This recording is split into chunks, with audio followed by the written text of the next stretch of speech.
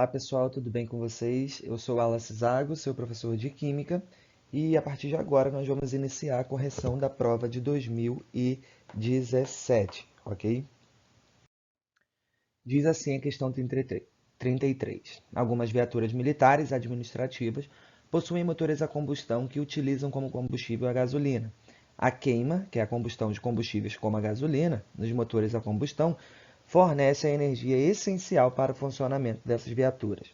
Considerando a gasolina na condição padrão, ou seja, 25 graus Celsius e 1 atm, composta apenas por N-octano, que é o C8H18, e que a sua combustão seja completa, ou seja, tenha formação exclusiva de CO2 e H2O, como produtos, são feitas as seguintes afirmativas. 1. A combustão da gasolina é uma reação exotérmica. De cara, pode marcar que essa está certa, porque toda reação de combustão é uma reação exotérmica, ok? Então, a 1 está correta. Você poderia também tirar a prova real disso, realizando os cálculos de quanto de energia essa está envolvida na combustão da gasolina, que é o que a gente vai fazer para a próxima afirmativa. A gente tem o seguinte, a combustão completa de 1 mol de gasolina, na combustão completa de 1 mol de gasolina são liberados 16 mols de gás carbônico. Tá, ainda não é agora que a gente faz os cálculos, mas olha só. Para essa afirmativa, a gente tem que montar a reação. A reação seria C8H18.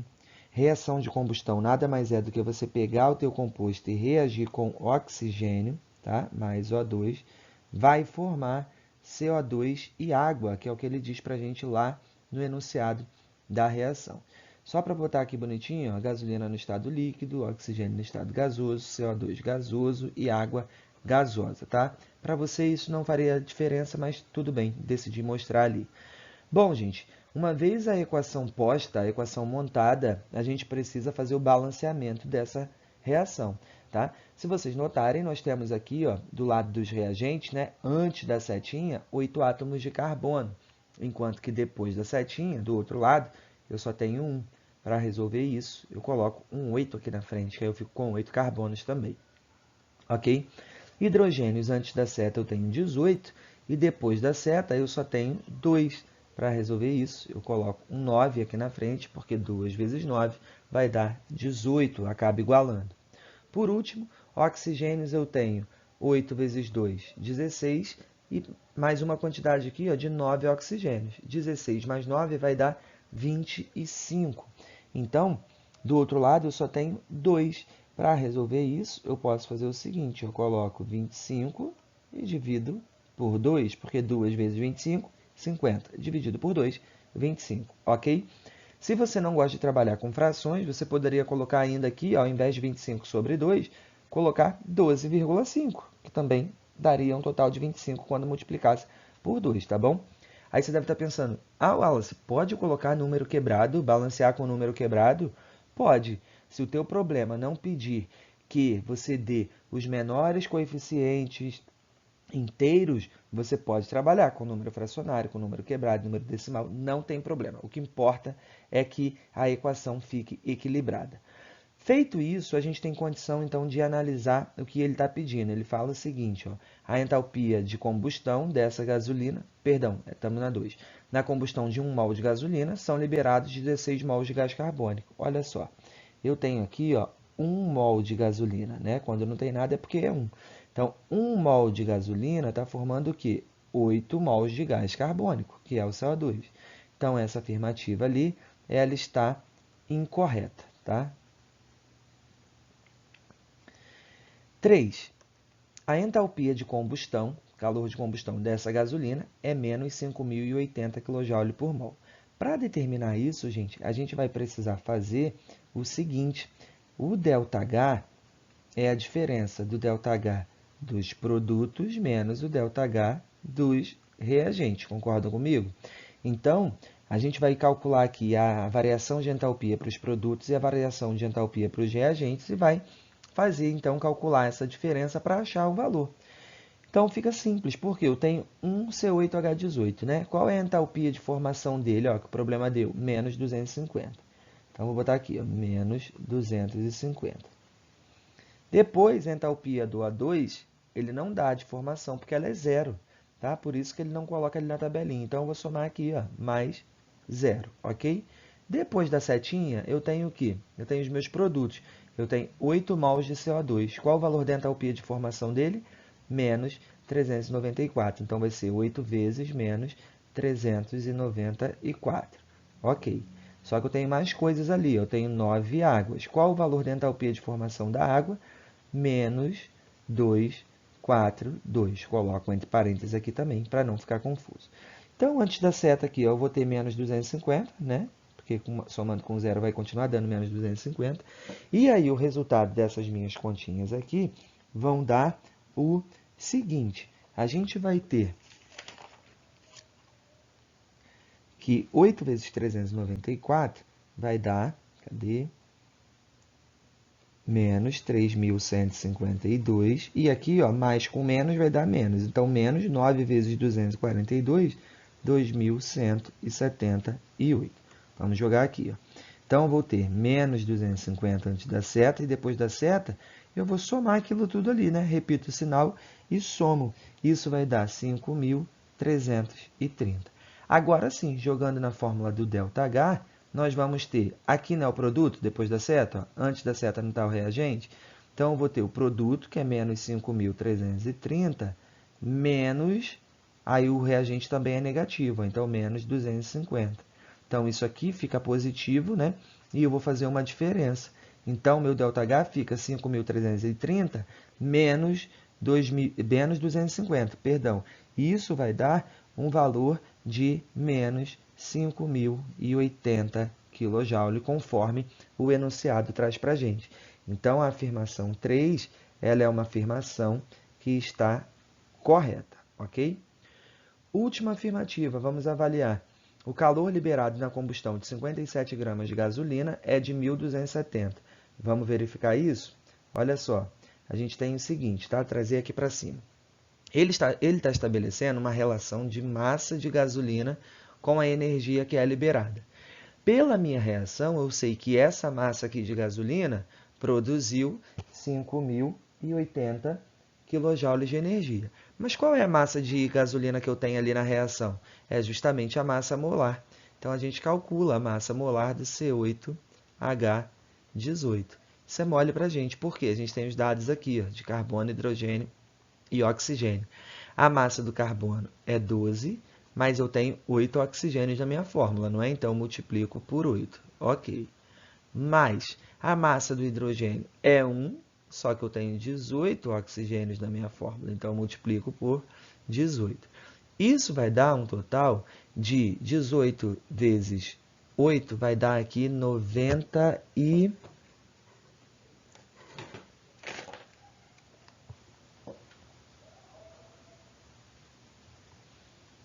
Aqui vai dar 96 mais 18, totalizando, então, 114 gramas. Então, eu posso reescrever isso aqui da seguinte forma. Eu posso dizer que 114 gramas de C8H18 produzem qual quantidade de energia? 5.080. Aqui eu estou ocultando o menos porque a gente sabe que a energia foi liberada, né? O sinal de negativo é só para dizer que a energia foi liberada. Só que ele não está dizendo isso, ele está falando ali, ó, da quantidade de energia que é liberada quando a gente queima 57 gramas de C8H18. Vamos chamar aqui de X para conferir se está batendo com o que ele disse ali, que é os 1.270. Então, a gente vai ter 114 vezes X, 114X, igual a 57 vezes 5.080. Resolvendo essa continha, a gente vai achar um valor igual a 2.540 kJ. Ou seja, aquilo que ele disse ali em cima está errada, a quarta está errada. Só pode ser, então, a alternativa E, que tem as afirmativas 1 e 3. Tranquilo, pessoal? Questão 34. A emissão de gases derivados do enxofre, como o dióxido de enxofre, pode ocasionar uma série de problemas ambientais e a destruição de materiais como rochas e monumentos à base de calcita, que é o carbonato de cálcio. Essa destruição ocasiona reações com a emissão de outros gases, como o gás carbônico. potencializando o efeito poluente. Considerando as questões das reações sucessivas a 27 graus Celsius e 1 atm, admitindo-se os gases como ideais e as reações completas, o volume de CO2 produzido a partir da utilização de 2 toneladas de SO2 como reagente é aproximadamente... Vamos lá, pessoal. Então, a gente tem aqui o seguinte. Nós temos... deixa eu pegar minha caneta aqui. Ok. Nós temos a reação, então, as reações sucessivas descritas aqui embaixo, tá? E aí ele estabelece uma relação, é importante que você marque isso, ele estabelece uma relação de volume de CO2, tá? Então, volume de CO2 com a massa de SO2, tá? Então, primeiro de tudo, vamos aqui nas reações, vamos ver se a gente tem as reações balanceadas, tá? SO2 mais meio A2 formando SO3, está balanceada, né? Porque eu tenho um enxofre e 2 oxigênios, um enxofre, 3 oxigênios, um enxofre, 3 oxigênios. A segunda também está balanceada, né? E a terceira também está balanceada. Então, vamos marcar aqui que ele está estabelecendo uma relação do SO2, que é o nosso reagente de partida, com o volume de CO2 que é formado, tá, pessoal? Como as reações estão balanceadas, eu já posso afirmar de cara, tá? Olhando aqui, que 1 mol de SO2 produz 1 mol de CO2. Concorda comigo? Aí, olha só. Eu posso reescrever isso aqui de uma outra maneira. Como a relação é de massa de SO2 com volume de CO2, eu posso escrever aqui, ao invés de 1 mol de SO2, escrever em termos de massa, né? Para isso, qual é a massa molar do SO2? É o seguinte, ó, o enxofre vale 32, então 32 mais oxigênio vale 16, então 16 vezes 2. Então, isso aqui dá um total de 64 gramas por mol, tá? Então, eu posso reescrever isso aqui, ó, ao invés de 1 mol de SO2, eu posso colocar 64 gramas de SO2 produz 1 mol de CO2, né? Só que ele diz o seguinte, ó, o volume molar, né, o volume de 1 mol do gás nas condições que ocorreu a reação é um volume de 24,6 litros. Então, 1 mol do gás aqui tem 24,6 litros. Então, eu posso reescrever isso, eu vou pôr até aqui do lado, 64 gramas de SO2 produzem 24,6 litros de CO2. Ok? Só, gente, que ele não quer saber quanto que produz quando eu partir de 64 gramas de SO2. Ele quer saber quantos litros de CO2 serão produzidos quando ele partir de 2 toneladas de SO2. Toneladas é a mesma coisa que 10 a sexta, tá? Pode anotar isso daí. Tonelada é a mesma coisa que 10 a sexta. Então, eu posso escrever assim, 2 vezes 10 a sexta de SO2 vai produzir qual volume de dióxido de carbono? É uma regra de 3, a gente vai ter 24,6 vezes 2 vezes 10 a sexta igual a 64x. Então, ó, trazer para cá, nós vamos ter 24,6 vezes 2, isso vai dar 48, vai dar 49,2 vezes 10 a sexta dividido por 64. Isso vai dar igual aproximadamente 0,76 vezes 10 a sexta. Se eu ando com a vírgula para a direita, eu diminuo uma unidade aqui no expoente. Então, 0,76 é a mesma coisa que 7,6 vezes 10 a quinta. Então, com isso, o nosso resultado aproximado deu ali certinho com a alternativa E. Ok, pessoal? Questão 35. A gasolina é um combustível constituído por uma mistura de diversos compostos químicos, principalmente hidrocarbonetos. Esses compostos apresentam volatilidade elevada e geram facilmente vapores inflamáveis.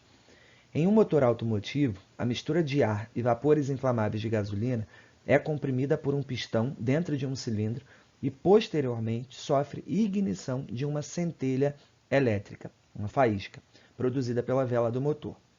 Pode-se afirmar que a centelha elétrica produzida pela vela do veículo, nesse evento, tem a função química de a. Catalisar a reação por meio da mudança de estrutura química dos produtos, saindo, contudo, recuperada ao final do processo? Não, está errada. Não é essa a função da vela do motor, ok? Letra B. Propiciar o contato entre os reagentes, gasolina e oxigênio do ar, baixando a temperatura do sistema para a ocorrência da reação química. Está errado. O contato entre a gasolina e o ar, ele acontece inevitavelmente independente da vela. Não seria isso jamais, né? E a gente sabe que não tem um abaixamento da temperatura do sistema. Pelo contrário, né? O motor do carro ele esquenta. Letra C. Fornecer a energia de ativação necessária para a ocorrência da reação química de combustão. Certinho. Pensa comigo, gente. Você já tem lá dentro do motor, você põe o combustível no tanque, e aí o combustível ele é distribuído, ele é levado pela bomba de combustível para dentro do motor do carro. Lá dentro do motor do carro ele já está em contato com o ar. Tudo que a gente conhece aqui nesse nosso mundo está em contato com o ar, né? A não ser que a gente prepare uma câmara de vácuo, que não é o caso. Então, os reagentes eles já estão em contato. Essa centelha que é promovida pela vela é a única coisa que faltava. É a energia que o sistema precisava para que a reação começasse a acontecer. Então, a função da centelha elétrica é justamente essa, né? Servir como a ponte, a energia necessária para que a reação comece a acontecer. Beleza? Por que não poderia ser a D? Vamos ver. Ó. Manter estável a estrutura dos hidrocarbonetos presentes na gasolina. Não é, porque se a gente sabe que uma reação química, né, um fenômeno químico, envolve sempre uma transformação de uma substância em outra, não poderia, então, preservar estruturas, manter estável a estrutura em hipótese alguma. Letra E. Permitir a abertura da válvula de admissão do pistão para a entrada de ar no interior do motor. Se a gente está falando da função química, né? Função química da centelha, a abertura de válvula não tem nada a ver com química, tem a ver com física. Abrir válvula seria um fenômeno físico, não um fenômeno químico. Você não está transformando a válvula em uma outra substância. Então, só poderia ser a alternativa C, fornecer a energia de ativação necessária para a ocorrência da reação de combustão, ok? Questão 36. Conversores catalíticos, que são os catalisadores de automóveis, são utilizados para reduzir a emissão de poluentes tóxicos. Poluentes de elevada toxicidade são convertidos a compostos menos tóxicos. Nesses conversores, os gases resultantes da combustão no motor e o ar passam por substâncias catalisadoras. Essas substâncias aceleram, por exemplo, a conversão de monóxido de carbono em dióxido de carbono e a decomposição de óxidos de nitrogênio, como o NO, N2O e NO2, que são denominados NOx, em gás nitrogênio e gás oxigênio. Referente às substâncias citadas no texto e a característica dos catalisadores, são feitas as seguintes afirmativas. 1. A decomposição catalítica de óxidos de nitrogênio, produzindo o gás oxigênio e o gás nitrogênio, é classificada como uma reação de óxido-redução. Vamos ver isso. Então, a gente tem que fazer o seguinte, vamos pegar esses compostos que são classificados como NOx, que ele diz para a gente que são o NO, o N2O e o NO2, e fazer a decomposição deles, ele diz que eles se decompõem em gás nitrogênio e oxigênio. Então, todos eles vão se transformar em N2 mais O2. A gente tem separação, então, aqui das duas espécies que compõem a substância. Ok, gente, olha só, se a gente relembrar, o NOx de substância simples é sempre zero, né? Então, aqui 0, 0, 0, 0, 0, 0. E a gente percebe que vai ter variação no NOx aqui de todos eles, ó, porque o oxigênio menos 2, nitrogênio mais 2. Estão indo ambos para zero, né? Oxigênio menos 2 e nitrogênio aqui vai ser mais 1. Oxigênio menos 2, nitrogênio mais 4. Então, a gente percebe que existe um nitrogênio está reduzindo, oxigênio, no primeiro caso, está oxidando. E isso vai se repetir nas outras duas reações. Então, a gente pode concluir, sim, que esse processo chamado de decomposição catalítica dos NOx é considerado uma reação de oxirredução, ok? 2. O CO2 é um óxido ácido que, ao reagir com água, forma o ácido carbônico. Perfeito, tá certinho. Isso aí vocês têm que saber na ponta da língua, hein, gente? Que o CO2 reagiu com água, vai formar o H2CO3, que é o ácido carbônico, que é o ácido que tem aí nos refrigerantes, que você, inclusive, toma mais do que deveria, tá? Então, a 2 ela também está correta. 3. Catalisadores são substâncias que iniciam as reações químicas que seriam impossíveis sem eles. De cara, já está errado, né? Aumentando a velocidade e também a energia de ativação da reação. Nada disso, pelo contrário. Um catalisador é uma substância que é adicionada a uma reação química com a finalidade de aumentar a velocidade da reação, e a velocidade da reação ela aumenta porque você tem a energia de ativação diminuída, tá? Lembra-se daqueles gráficos de reação com catalisador e sem catalisador? Sem catalisadores a gente tinha assim, ó, e com catalisador o morrinho era menor, né? Aqui, ó, com catalisador, né? E aqui sem catalisador, né? Aqui nós temos a energia de ativação, que a gente chama de EA.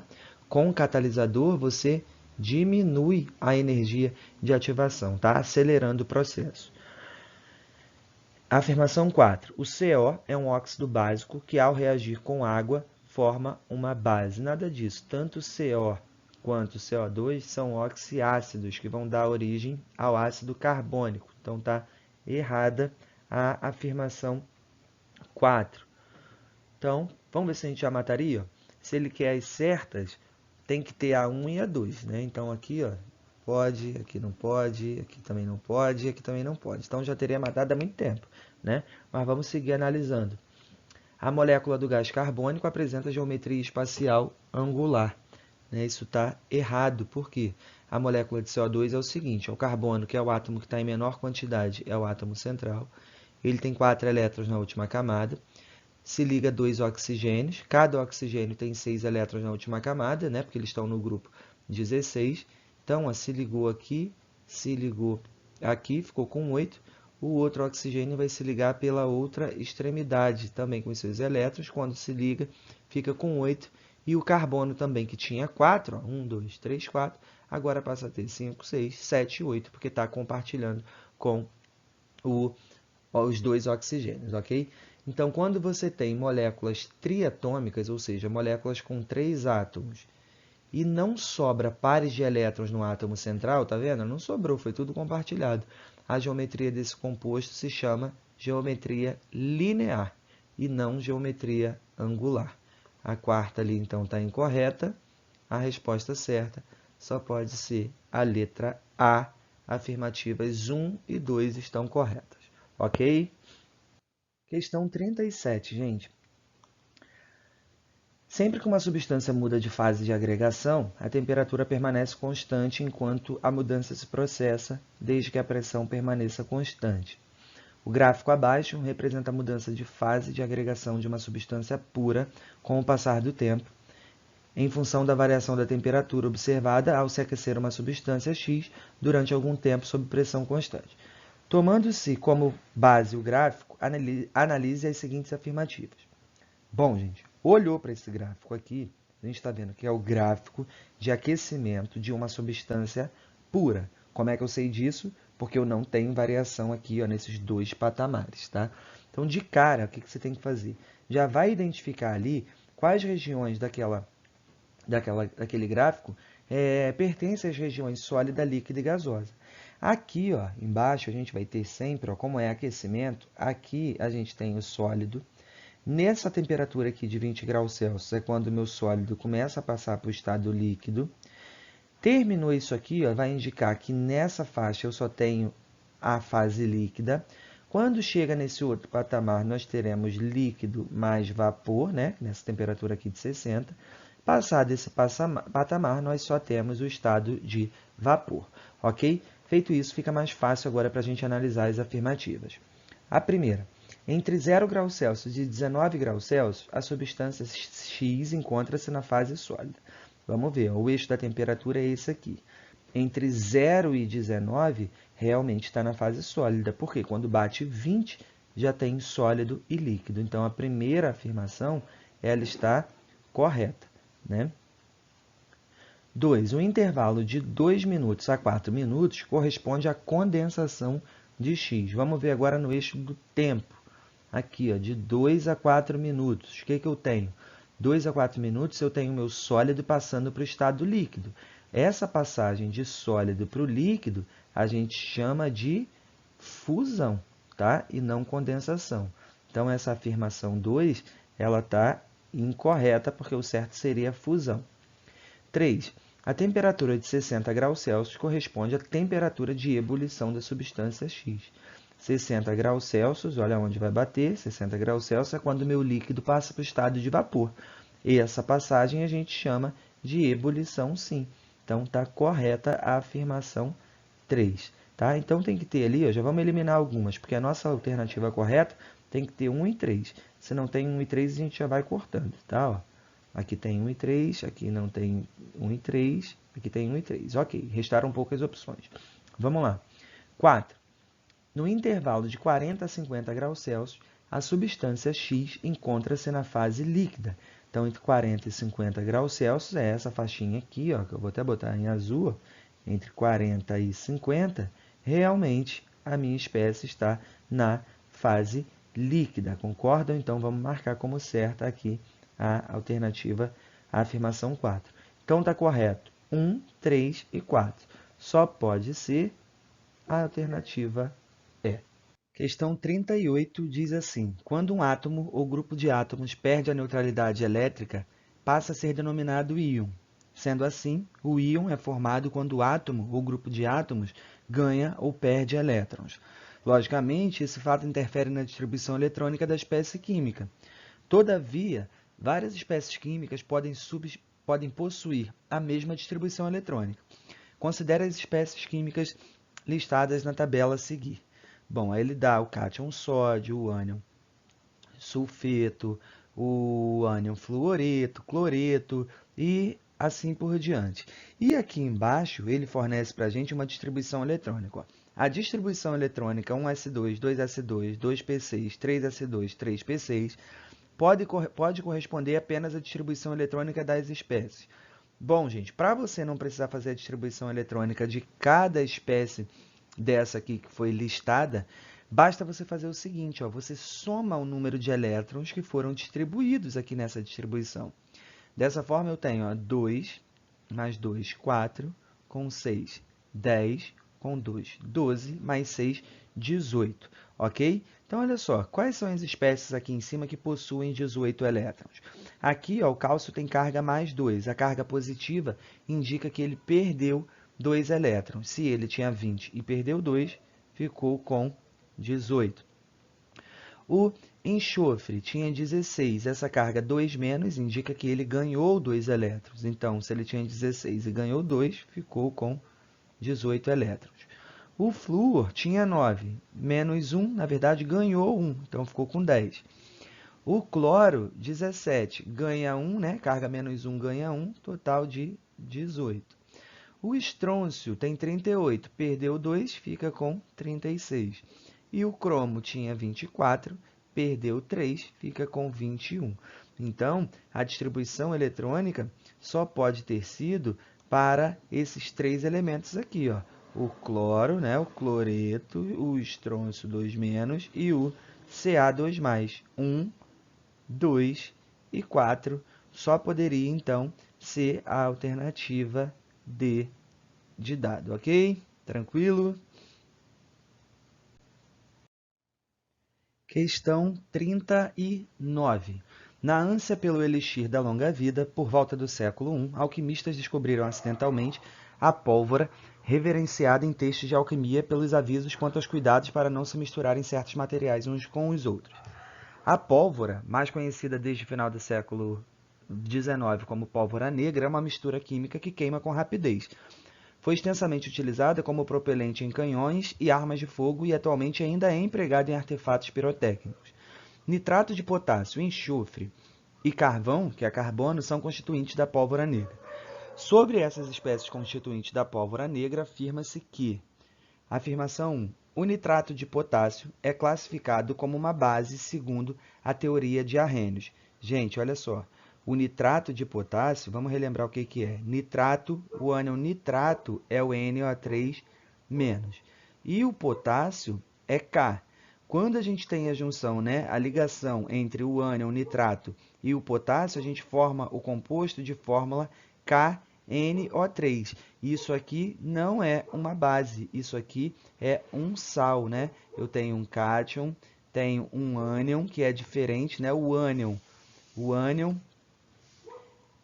é diferente de OH- e o cátion é diferente de H+. Então, isso aqui é um sal, não é uma base. O exemplo de base seria, por exemplo, ó, KOH. Aí, ó, hidroxila indica que seria uma base, mas a 1 está incorreta, não pode ser nitrato de potássio considerado uma base. 2 a 25 graus Celsius e 1 atm, a variedade alotrópica do carbono mais estável do carbono é a grafite e a do enxofre é a rômbica, exatamente, a 25 graus Celsius. A forma alotrópica do carbono é o grafite, né? Tá aí na ponta do seu lápis. E a do enxofre é enxofre rômbico, tá? O enxofre ainda tem uma outra forma alotrópica, que é o enxofre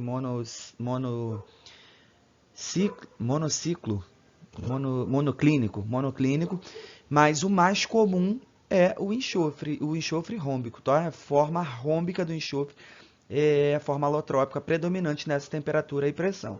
Não esqueçam disso, tá, pessoal? 3. A fórmula do nitrato de potássio é KNO2. Na verdade, o ânion nitrato, como nós falamos, é o NO3-. Então, esse aqui é o ânion nitrato, né? Nitrato, NO3-. Então, a fórmula do nitrato de potássio tem que ser KNO3 e não KNO2. Então, está errada aquela afirmação. Já dá para a gente ir eliminando, né? Porque a 2 precisa estar certa e a 1 e a 3 estão erradas. Então, como ele quer as corretas, ó, a 1 está errada, não pode. A 3 está errada, também não pode.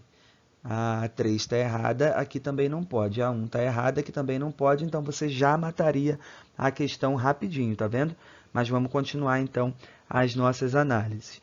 4. O enxofre é um metal radioativo que pertence à família 6A, grupo 16 da tabela periódica. Enxofre não é um metal radioativo, tá, gente? Então, não pode ser isso aqui mesmo. A 4 está errada, já de cara. 5. O átomo de carbono estabelece 4 ligações químicas e possui a variedade alotrópica diamante, substância natural de alta dureza. Certíssimo. O diamante é uma das formas alotrópicas do carbono, então a alternativa correta seria a alternativa B. Questão 40. O polímero Kevlar, poliparafenileno e tereftalamida, usado em materiais de proteção balística, foi descoberto pela química sueca Stefanie Ullrich, na tentativa de desenvolver um novo polímero para uso em pneus. Apresenta elevada resistência térmica e mecânica por suas cadeias estabelecerem uma rede polimérica, por meio de interações intermoleculares fortes. Pode ser sintetizado a partir da reação entre as substâncias 1,4 fenilodiamina e ácido tereftálico, como mostra a equação a seguir. Então, a gente tem aí a reação sendo representada, e aí, com relação à reação, ele quer que a gente analise as afirmativas. Primeiro, a hibridização de todos os átomos de carbono nas estruturas dos reagentes é do tipo sp2. Vamos lá, pessoal, a gente tem aqui os reagentes antes da seta, né? Então, os reagentes são esses caras aqui. E ele está falando que todos os átomos de carbono nessa estrutura são do tipo sp2. Primeiro, em cada reagente, vamos localizar onde estão os átomos de carbono. Então, aqui, ó, nós temos carbono aqui, carbono aqui, carbono aqui, carbono aqui, carbono aqui, carbono aqui. Reparem que todos os átomos de carbono fazem ligação dupla. Quando isso acontece, a gente diz que esses átomos de carbono, de fato, são do tipo sp2. Aqui, ó, no segundo composto, no ácido teraftálico, nós temos carbono aqui, carbono aqui, carbono aqui, aqui, aqui, aqui, né? Os 6 do anel. Além disso, temos mais um aqui e outro aqui, tá? Reparem mais uma vez que todos esses átomos de carbono eles fazem ligação dupla, pelo menos uma ligação dupla, então eles são hibridizados do tipo sp2. A afirmação 1 está correta.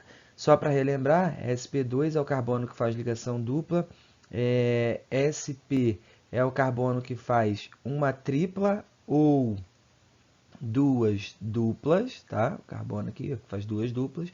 E sp3 é o carbono que faz somente ligações simples, ok? Então, aqui simples, dupla, e sp é uma tripla ou duas duplas, para a gente fazer uma revisão. 2. A reação de obtenção do poliparafenileno é classificada como substituição por adicionar uma molécula de água à estrutura do polímero. Na verdade, gente, olha aqui, ó, a gente tem uma denúncia aqui de que não está sendo adicionada uma molécula de água. Está vendo aqui, ó, menos H2O. Esse sinalzinho de menos indica que uma molécula de água está sendo eliminada, tá? E não adicionada. Então, está errada aqui a afirmação 2. Não poderia ser adição. Ele diz que a molécula é por adicionar uma molécula de água à estrutura. Isso está errado, tá? É uma eliminação. 3. O Kevlar é uma substância iônica de alta massa molecular. Não é uma substância iônica, por quê? Aqui nós só temos ametais ligados, tá vendo? É nitrogênio ligado a carbono, carbono ligado a carbono, carbono ligado a oxigênio. Então, são ligações entre ametais, né? É ametal com ametal, ou ametal com hidrogênio, né? Que a gente está vendo ali também. Quando isso acontece, a gente tem a formação de um composto covalente e não um composto iônico, ok? Então, a afirmação 3 ela também está incorreta. 4. Então, vamos ver aqui. Ó, tudo que tenha 2 e A3 a gente pode eliminar. Elimina aqui, elimina B porque tem A3, elimina D porque tem A3 e elimina E porque tem A2. Então, você já acharia a sua resposta certa. Mas vamos continuar avaliando, ok? 4. A fórmula molecular da substância 1,4 fenileno de amina é C6H8N2. A 1,4 fenileno de amina é essa estrutura aqui, ó. Vamos contar então. Rapidinho a gente faz isso. Você vai pegar ali, ó, vamos escrever. Vai ter que ter, né? Vamos botar aqui do lado. Vai ter que ter carbono, hidrogênio e nitrogênio. Vamos contar os carbonos. Vamos lá. Olha o laser aqui, ó. Carbonos a gente tem 1, 2, 3, 4, 5, 6. Então, C6, ok? Hidrogênios eu tenho 2, com mais 2 aqui, 4. Só que como o carbono realiza 4 ligações, né? E aqui a gente está vendo ó, que esse carbono está fazendo 1, 2, 3, né? Ó, 1, 2, 3. Então, tem um hidrogênio aqui. Esse carbono aqui está fazendo 1, 2, 3. Então, tem mais um hidrogênio aqui. Esse carbono aqui está fazendo 1, 2, 3, 4. Então, não tem hidrogênio. Esse aqui está fazendo 1, 2, 3. Então, tem um hidrogênio aqui. Aqui também tem um hidrogênio. Então, hidrogênios eu tenho um total de 1, 2, 3, 4, 5, 6, 7, 8. Então, é C6, né? H8, tá certo? E nitrogênio eu só tenho 2 na estrutura. Então, como a gente esperava, tá certinho aqui a afirmação 4, ok? Por último, a afirmação 5 diz o seguinte: as interações intermoleculares que mantêm as cadeias de Kevlar unidas, formando redes poliméricas, são do tipo ligações de hidrogênio. Tá certo, por quê?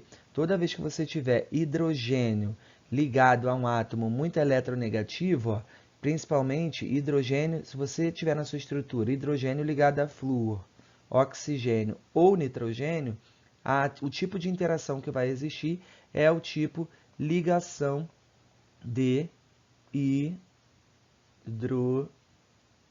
hidrogênio, ok, pessoal? Que é o caso, ó, hidrogênio ligado a nitrogênio nós temos aqui.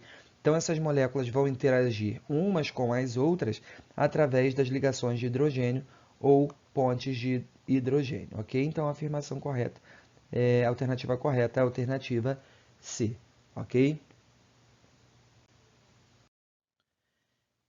Questão 41. O trioxano, cuja fórmula estrutural plana simplificada encontra-se representada a seguir, é utilizado em alguns países como combustível sólido para o aquecimento de alimentos armazenados em embalagens especiais e que fazem parte das rações operacionais militares. Considere a reação de combustão completa de um tablete de 90 gramas de trioxano com a formação de CO2 e água. Baseado nas entalpias de ligação fornecidas na tabela abaixo, o valor da entalpia de combustão estimada para essa reação é... Ok, pessoal, então a gente tem aqui ó, um composto orgânico, né? Carbono, oxigênio, e a gente precisa então determinar quanto de energia será liberado pela combustão completa de 90 gramas desse cara. Primeiro passo é montar a reação.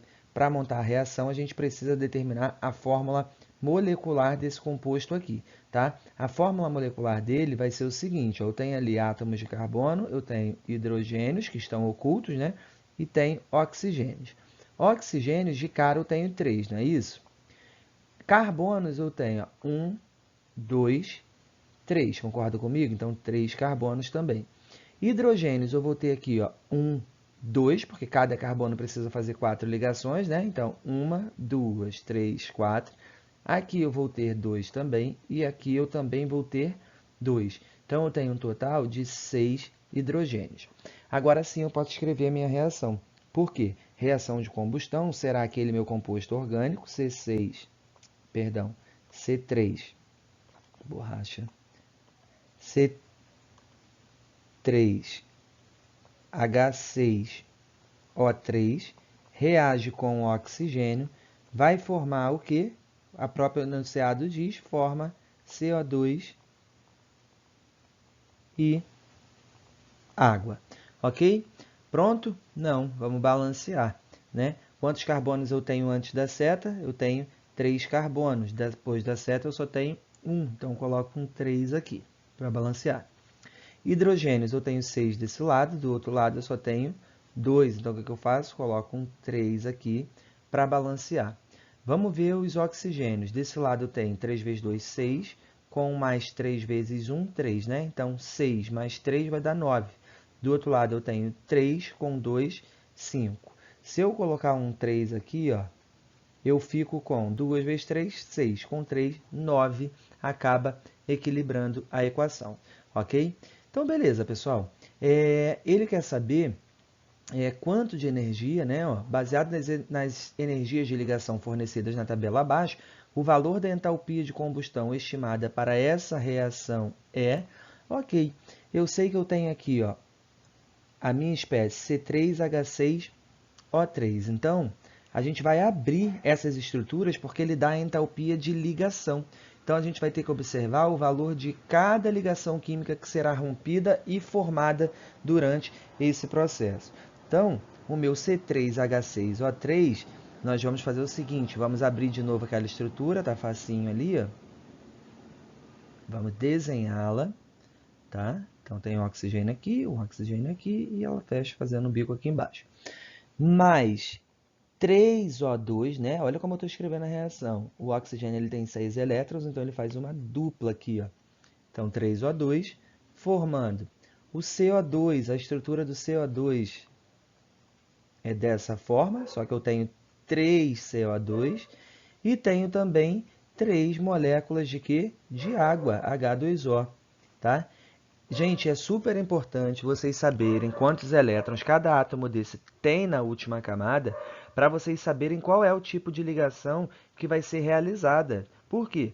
Agora vocês vão ver que a gente vai ter que observar os valores da energia de ligação, por exemplo, C dupla O. Então, se você erra aqui e bota C fazendo uma ligação simples com oxigênio, você acaba utilizando o valor da tabela errado e aí você erra a tabela inteira. Então, fiquem ligados em quantos elétrons cada átomo possui na última camada para poder fazer o tipo de ligação correta, se é ligação simples, se é ligação dupla ou se é ligação tripla, ok? Então, vamos lá, gente. Aqui, ó, ficou faltando fazer no primeira estrutura, desenhar os hidrogênios. Então, vou botar aqui, ó, tem 2 hidrogênios aqui, né, que eu havia comentado. Tem mais 2 hidrogênios aqui, então vou colocar. Tem mais 2 hidrogênios aqui, eu vou colocar. Se não fizer isso, acaba errando a questão.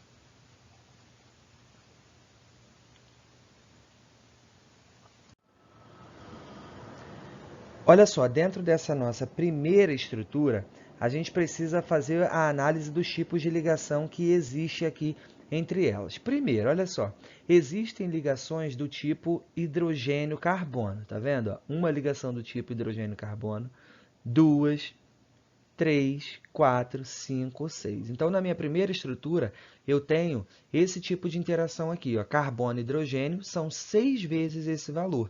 Então, o que eu vou fazer? Eu vou pegar aqui, ó, vou colocar que na minha primeira estrutura, eu tenho 6 vezes a ligação 413, ok? Mas, o que eu tenho nessa estrutura aqui também? Eu tenho a ligação do tipo carbono simples oxigênio, não é isso? E eu tenho essa ligação aqui, eu tenho uma, eu tenho duas, eu tenho aqui também, ó, 3 e eu tenho aqui também 4. Então, eu tenho 4 vezes a ligação do tipo carbono simples oxigênio. Carbono simples oxigênio é 358, então vai ser 4 vezes 3, 5, 8. Fechei meu parêntese aqui. Além disso, dentro Perdão, eu ainda tinha aqui, ó, mais uma, ó, essa ligação também é do tipo carbono-oxigênio e essa ligação aqui também é do tipo carbono-oxigênio. Então, aqui não é multiplicado por 4, e sim multiplicado por 6. Ok, pessoal? Então, tem a ligação aqui, ó, carbono-oxigênio, carbono-oxigênio, carbono-oxigênio, carbono-oxigênio, carbono-oxigênio, carbono-oxigênio. Tá? Então, são 6 ligações do tipo carbono-oxigênio. Além disso, tem aqui as ligações carbono-hidrogênio. Isso foi para o meu primeiro composto. Mas eu ainda tenho gente aqui do lado dos reagentes. Ó. Eu tenho 3O2. A ligação O dupla O é 495. Então, eu vou multiplicar aquilo ali, ó, o 495 por 3. Então, 3 vezes 495. Ok. Agora, boto a minha seta e vou para o lado dos produtos. Eu tenho aqui, ó, 3 vezes a ligação de que tipo? C dupla O. Não é? C dupla O, 799. Mas eu tenho quantas aqui? Ó? Uma, duas, né? Então, será 2 vezes, vou multiplicar 3 vezes, dentro do parêntese, 2 vezes a ligação 799, ok? Por último, só está faltando as moléculas de água. A gente vai colocar 3 vezes. Eu tenho 2 vezes a ligação H simples oxigênio, né? H simples oxigênio, H simples oxigênio. Então, 3 vezes, dentro do parêntese, 2 vezes H simples oxigênio, 463. Ok, pessoal? Agora, vamos resolver essas contas. Eu vou trazer esses valores aqui para cima, tá? Vou tacar aqui, para a gente diminuir a letra, para a gente não precisar passar o slide. Vamos lá. Vamos lá, pessoal. Antes de tacar lá em cima, na verdade, vou usar o espaço aqui embaixo, otimizar o espaço aqui, tá? Para a gente não ir lá para cima agora. Então, 6 vezes 413 vai dar 2.478. Aqui, 6 vezes 358, 2.148, mais o resultado aqui, 1.485, ok? Já aqui do outro lado, a gente vai ter 4.796 e aqui 2.778. Vamos lá, gente. Então, somando aqui, ó, esse povo todo, a gente vai ter um total de... Agora sim eu vou subir, hein? Joguei aqui. A gente vai ter um total de 6.111 antes da seta. Depois da seta, a gente vai ter um total de 7.500 7.574. Ok, pessoal? Então, para a gente calcular o ΔH, eu simplesmente vou pegar lá o produto, que é 7.574, e diminuir do reagente, que é 6.111. Isso vai dar um valor de 1.463 kJ, tá, pessoal? Só que isso aqui, esse valor, ele está para 1 mol, né? Quando eu queimo 1 mol aqui, ó, do meu composto inicial, eu gero essa quantidade aqui de energia, tá? Vou gerar essa quantidade de energia. Só que o meu composto, o meu problema, ele quer saber qual é a quantidade de energia gerada quando eu queimo 90 gramas do trioxano e não quando eu queimo 1 mol, tá? Se a gente for fazer uma avaliação aqui ó, de quanto pesa 1 mol, 1 mol do trioxano tem o seguinte, ó, 1 mol tem quantos gramas? O trioxano é C3H6O3, lembra? Tá aqui, ó.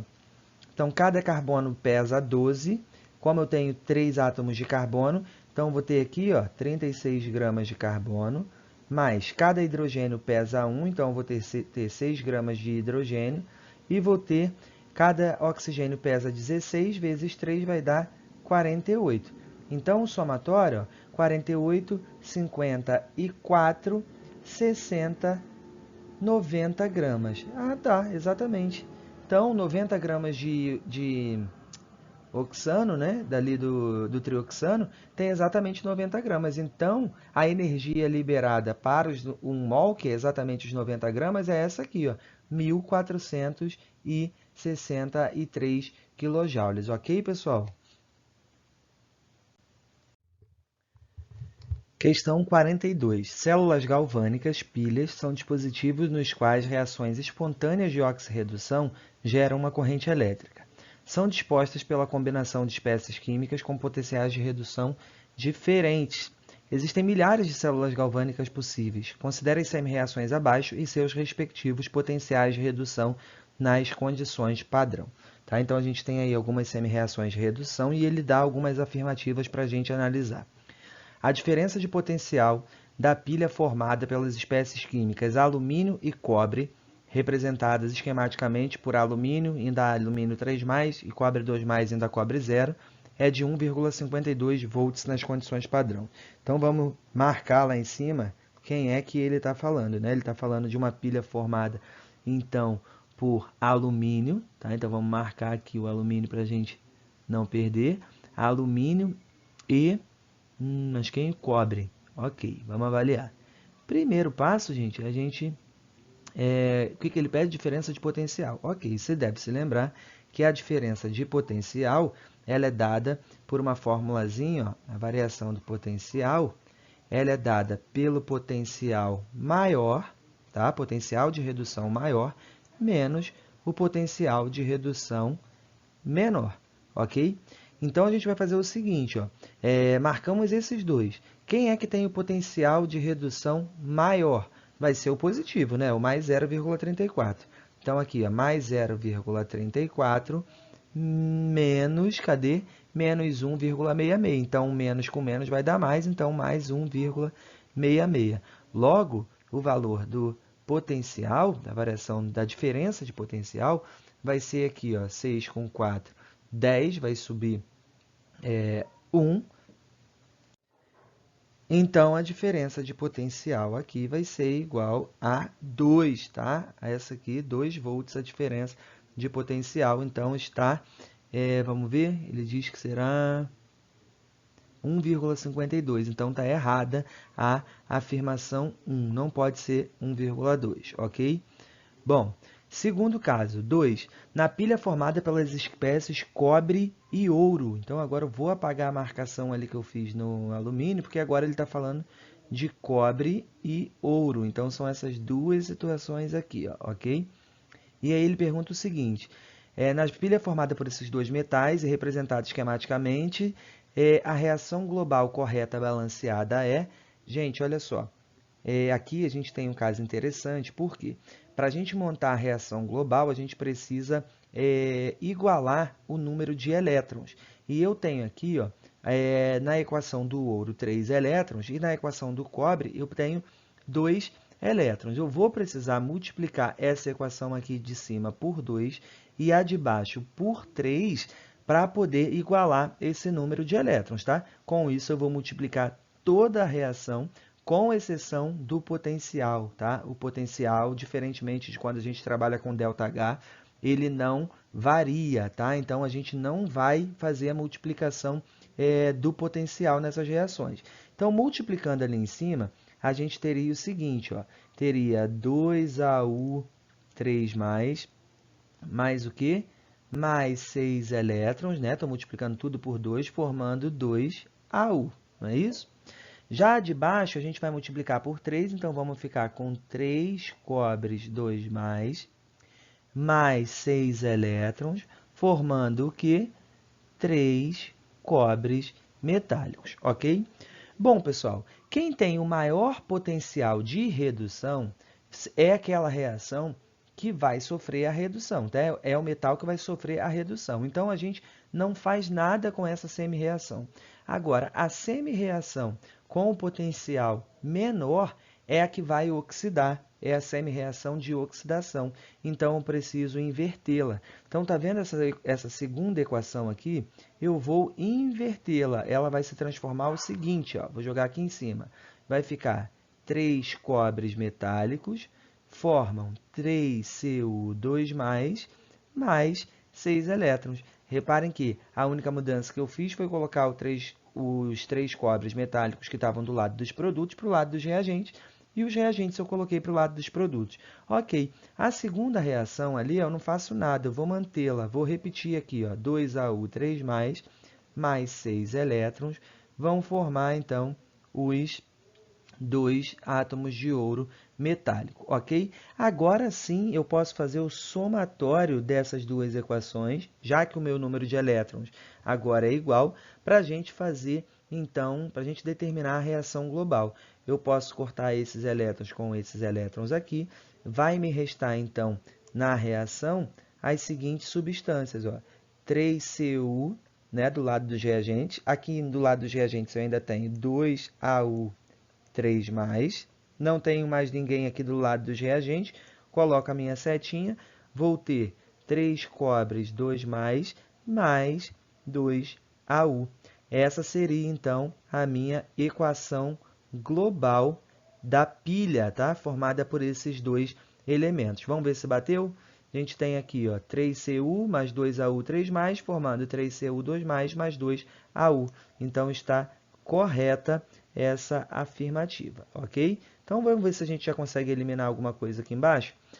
A 1 está errada e a 2 está certa. Como ele quer as corretas, então aqui, ó, a gente pode eliminar já a alternativa A, porque a 1 está errada, mas o que? A D também e a E também, porque a 1 está errada. Além disso, a 2 está certa. E aqui, ó, na letra C, não tem a 2. Então, você já mataria a questão antes mesmo de analisar a afirmativa 3, tá? Mas vamos fazer a análise agora dessa afirmativa. Diz assim, na pilha formada pelas espécies químicas cobre e ouro, então vamos marcar lá em cima cobre e ouro, já está marcada, né, na verdade, representado esquematicamente. O agente redutor é o cobre sólido, né? O cobre zero. O agente redutor é o cobre zero? Vamos analisar. A gente tem aqui já a reação montada. Aqui o NOx do cobre é zero mesmo, porque ele é uma substância simples, né? Está sozinho, então o NOx é zero. Já do outro lado, o NOx é mais 2. O NOx dele está aumentando, então ele está oxidando. Se ele está oxidando, ele é, de fato, o agente redutor. Então, está certa essa alternativa 3, ok, pessoal? Quem oxida recebe também o nome de agente redutor. Por último, a questão 4, a gente espera que ela esteja errada, né? Porque a B é a correta. Então, vamos avaliar o porquê. A representação IUPAC correta de uma pilha de alumínio e ouro é, vamos lá, vamos ver, alumínio e ouro. Vamos marcar lá em cima. Vou apagar aqui o cobre então, tá? Porque agora é a vez do alumínio e do ouro, tá? Gente, quando a gente faz essa representação aqui desse tipo, ó, os metais, 2 barras, depois os outros 2 metais, primeiro a gente coloca aqui ó, quem sofre a oxidação e depois, no segundo caso, a gente coloca, perdão, quem sofre a redução. Então, vou até escrever aqui para vocês não esquecerem. Primeiro é quem sofre oxidação, tá? 2 barras, a redução, ok? Então, vamos lá. Vamos avaliar aqui quem oxidaria e quem reduziria. A gente tem aqui, ó, o ouro tem o maior potencial de redução, então ele vai sofrer a redução. Se ele vai sofrer a redução, o Au3+ barra Au0 tem que vir representado no segundo termo, e não é o que está acontecendo. Então, de fato, essa alternativa ela está incorreta, tá? Só a 2 e a 3 estão certas. Ok? Seguiu. Questão 43. Em uma aula prática de Química, o professor forneceu a um grupo de alunos 100 ml de uma solução aquosa de hidróxido de sódio de concentração 1,25 mol por litro. Em seguida, ele solicitou que os alunos realizassem um procedimento de diluição e transformassem essa solução inicial em uma solução final de concentração 0,05. Para a obtenção da concentração final nessa diluição, o volume de água destilada que deve ser adicionado é de... Bom, pessoal, se é uma questão de diluição, fica muito simples, porque para diluir, a gente utiliza aquela formulazinha CI/VI é igual CF/VF, onde CI é a concentração inicial, VI é o volume inicial, CF é a concentração final e VF o volume final. Então, a gente vai fazer o seguinte, só vamos substituir os valores.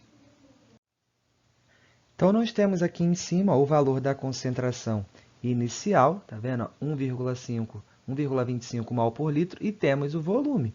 Então, na concentração, a gente substitui aqui, ó, 1,25, e o volume inicial eu vou deixar em 100 ml mesmo, porque aí a gente vai ter a resposta depois em ml. A concentração final, ele também dá, ó, que é 0,05, e o volume final é justamente o que ele está querendo, né? Ele está perguntando o volume que deve ser adicionado, então, VF. Resolvendo essa continha, 1,25 vezes 100 vai dar 125, igual a 0,05 VF. Então, o VF será igual a 125 dividido por 0,05. O nosso volume final vai ser igual a 2.500 ml. Terminei? Não. Por quê? O meu volume final deve ter 2.500 ml. Mas eu já não tinha 100 lá no início? Então, o volume que eu devo adicionar vai ser os 2.500 menos 100, que vai dar 2.400 ml. Então, eu devo adicionar 2.400 ml para que a solução seja diluída até a concentração que o problema pediu. Sendo assim, a alternativa correta seria a alternativa A. Vamos embora, então, para a nossa última questão agora. Questão 44. À medida que ocorre a emissão de partículas do núcleo de um elemento radioativo, ele está se desintegrando. A velocidade de desintegrações por unidade de tempo é denominada velocidade de desintegração radioativa, que é proporcional ao número de núcleos radioativos. O tempo decorrido para que o número de núcleos radioativos se reduza à metade é denominado meia-vida. Utilizado em exames de tomografia, o isótopo de flúor 18 possui meia-vida de 1 hora e 30 minutos. Considerando uma massa inicial de 20 gramas desse radioisótopo, o tempo decorrido para que essa massa de radioisótopo de flúor 18 fique reduzida a 1,25 é de... Essa é molezinha, né, gente? Essa é para não zerar mesmo, né? Na verdade, é para gabaritar, que você não vai errar nada. Então, a gente tem o seguinte, a gente tem a massa inicial do composto, 20 gramas. A meia-vida é o tempo necessário para que a massa se reduza à metade. E ele diz que a meia-vida é de 1 hora e 30 minutos. Então, depois de 1 hora e 30 minutos, essa massa que era 20 gramas, agora ela passa a ser 10 gramas. Ok, passado mais 1 hora, né, e 30 minutos, essa massa de 10 gramas vira 5 gramas. Passado mais 1 hora e 30 minutos, né, assim que eu estou fazendo, fica 2,5 gramas, né, a metade. E passado mais 1h30, essa massa será igual de 1,25, que vai sempre reduzindo a metade, tá vendo? Então, quanto tempo leva para que a massa de 20 gramas chegue a 1,25 gramas? Agora é só somar os horários. Vamos somar as horas inteiras primeiro? Eu tenho 1 hora, 2, 3, 4 horas, ok? Então, aqui, ó, 4 horas. Mais, vamos somar os minutos agora. 30 minutos mais 30 minutos dá 1 hora, não é? Então, aqui, ó, somando esses dois, eu tenho mais 1 hora. Somando esses 30 com esses 30, eu tenho mais 1 hora. Então, mais 2 horas. Isso dá um total de 6 horas. Só pode ser, então, a alternativa D. Ok, pessoal? Espero que tenham gostado. Essa foi a correção da nossa prova. Não deixe de continuar seus estudos fazendo as próximas correções. Falou? Um beijo, um abraço e até a próxima.